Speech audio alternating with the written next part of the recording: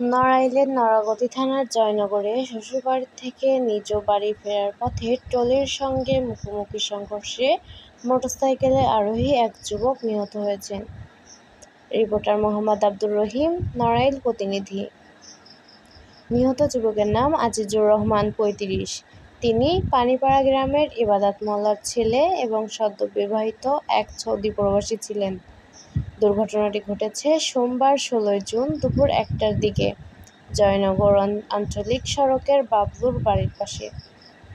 Police ও স্থানীয় সূত্রে জানা যায়, গত শুক্রবার ১৩ জুন নড়াগতি থানার কাশমিয়া এলাকায় বিয়ে করেন আজিজুর।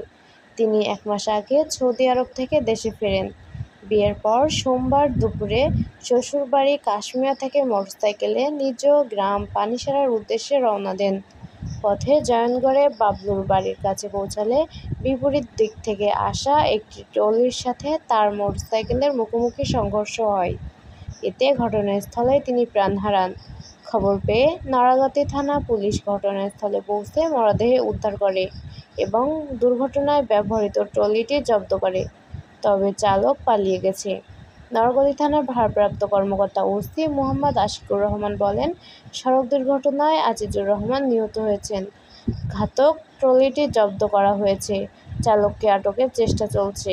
আইন অনুযায়ী ব্যবস্থা গ্রহণ করা হচ্ছে।